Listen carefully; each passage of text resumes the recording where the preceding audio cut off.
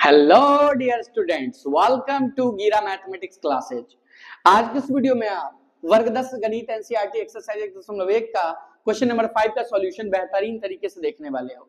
और आगे आने वाले जो वीडियो होगा वो VVI objective, VVI subjective maths का क्लास 10th 9th सभी के लिए आने वाला है।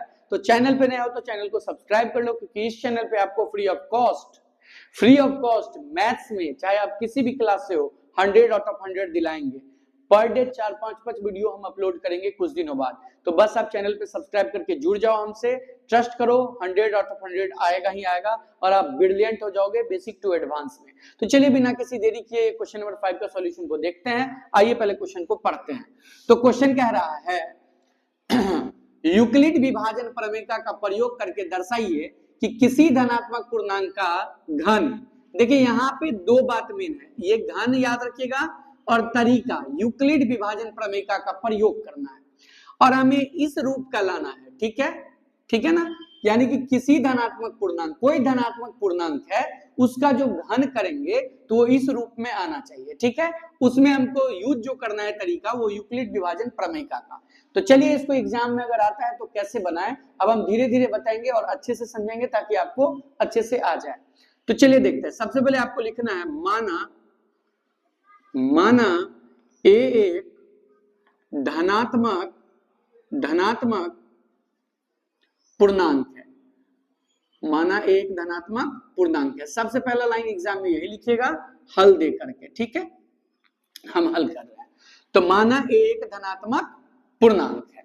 ठीक है, ये लिखने के बाद क्या लिखिएगा, यदि b बराबर हम 3 ले लेते हैं। देखिए यूक्लिड विभाजन प्रमेय का क्या कहता है, इसके लिए इसी वीडियो मतलब इसी चैनल पे आप प्लेलिस्ट में जाइए और बहुत सारा वीडियो हम बता रखे हैं, उसमें अच्छे से समझाएं कि ये क्या होता है।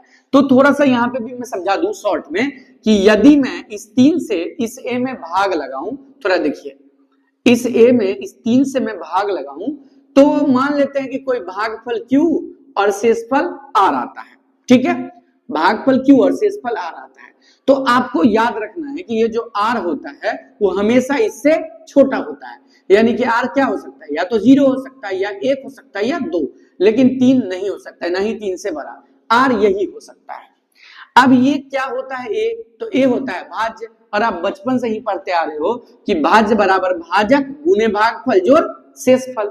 यानी कि a बराबर भाजक गुने भागफल, यानी कि 3 गुना q प्लस शेषफल, यही होता है a बराबर bq प्लस r।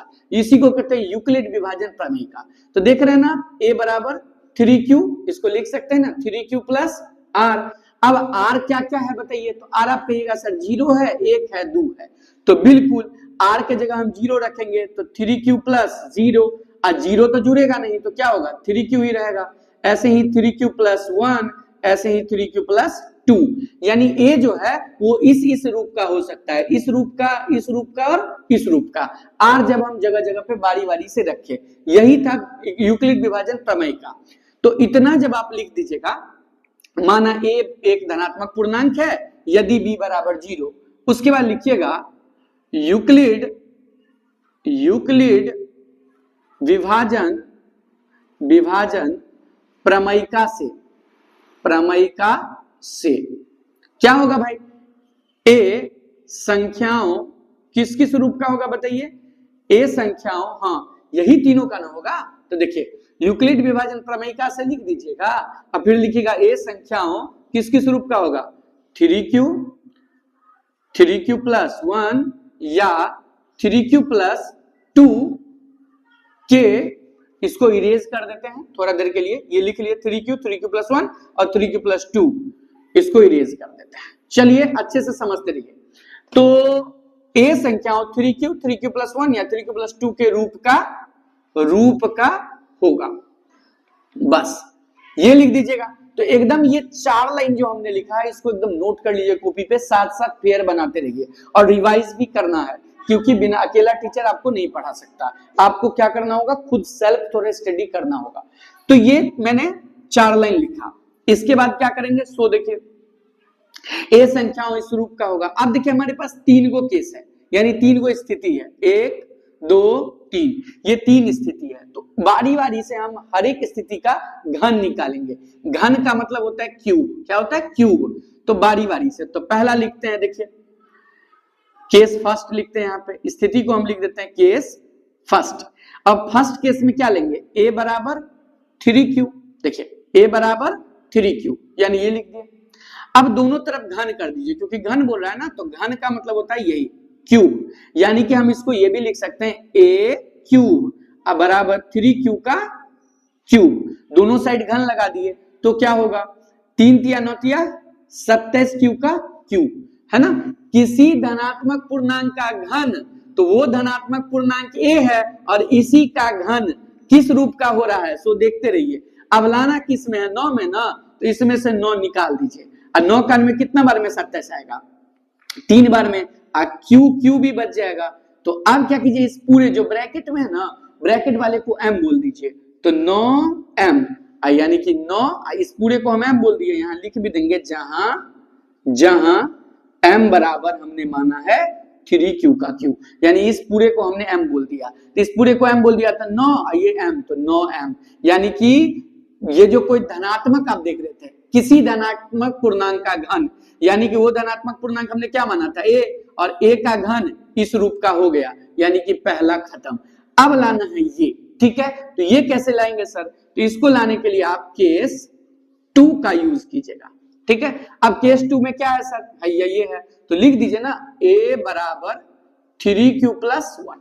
देखिए लिख दिए a बराबर 3q प्लस 1। अगर समझ नहीं आया तो कमेंट कीजिएगा, सर समझ नहीं आया तो मैं आपको अपना व्हाट्सएप नंबर भेजूंगा और आप मुझे पर्सनली वीडियो कॉल पे अच्छे से समझ सकते हो। वैसे मैं लाइव आऊंगा ही, बस सब्सक्राइब करके रखे रहो और सीखते रहो। तो a बराबर ये हमने लिखा। फिर से क्या करेंगे सर? दोनों साइड जी घन, तो यहाँ पे घन करते हैं। a क्यूब बराबर 3q प्लस 1 का whole cube.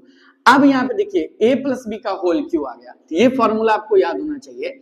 a plus B का होल क्यूब बराबर होता है a क्यूब प्लस का b क्यूब प्लस का 3ab into a plus B, ठीक है। हाँ, और भी फॉर्मूला होता है a cube plus b cube plus 3a square b plus 3ab square, लेकिन यहाँ पे हम ये यूज करने वाले हैं। तो आइए सीखते हैं आप कैसे करेंगे।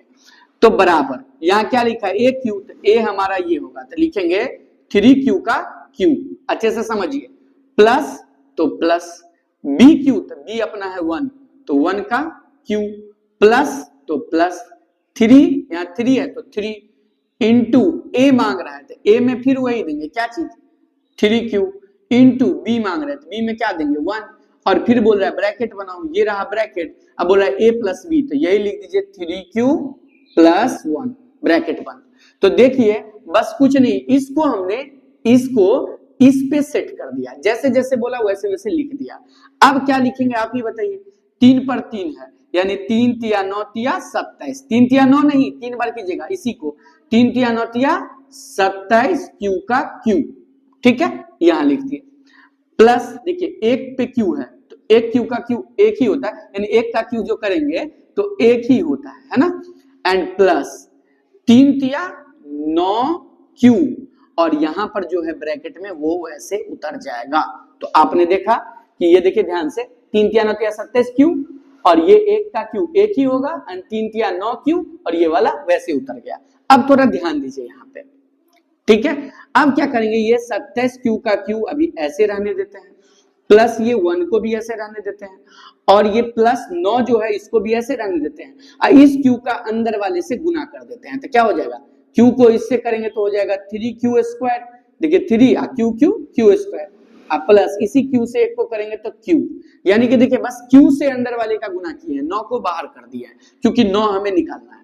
अब थोड़ा ध्यान दीजिएगा, तो इस एक को आप भूल जाइए, इसमें भी देखिए 9 आता है, ये 9 का में भी आता है, और 9 का में ये भी आता है, तो 9 हम निकाल देंगे। तो 9 जब ये निकालेंगे तो 9 का में ये कितना बार में है? कहिएगा सर 9 का में ये 3 बार में है, तो लिख दीजिए 9 तिया 27, यानी 3 का क्यू का क्यू, 3 क्यू का क्यू, ठीक है। अब इस एक को अभी छोड़ दीजिए, और ये देखिए 9 तो निकल गया, ब्रैकेट में क्या बचा वो लिख दीजिए 3q का स्क्वायर, अब प्लस q, जो छोड़ दिए थे ना 1 उसको यहां लिख दीजिए। बात को समझ रहे हैं ना? एकदम अच्छे से देखिए, इस दोनों में से 9 निकाल दिए थे, तो 9 निकाले, 9 का में 3 बार में, तो 3 क्यू का क्यू, ये क्यू क्यू भी उतार दिए, और ये 9 जो चला गया तो जो ब्रैकेट में बचा था उसको लिख दिए, ये जो एक छोड़े थे इसको लास्ट में लिख दिए। अब जितना ब्रैकेट में है ना, ये पूरा, इस पूरे को अपन m बोल देते हैं। क्या बोल देते हैं? m। तो हो जाएगा ना 9m + 1, इसलिए ये जो है हो जाएगा बच्चों 9m + 1। अच्छे से 1 लिख देते हैं, ये प्लस में लिख देते हैं अच्छे से, +1। यानी कि यहां जो इसको सॉल्व किए थे क्या आया? क्या आया बताइए? 9m + 1, और यहां पे क्या आया? केस 1 से 9m, केस 1 से आ गया 9m, और केस 2 से आ गया 9m + 1। तो ये दो आपका क्लियर हो गया है, ठीक है। अब लाना है ये, तो पहले आप इतना को क्या कीजिए, नोट कीजिए कॉपी पे, वीडियो को पॉज करके हम इसको क्या करते हैं, इरेज करके और केस 3 को बनाते हैं।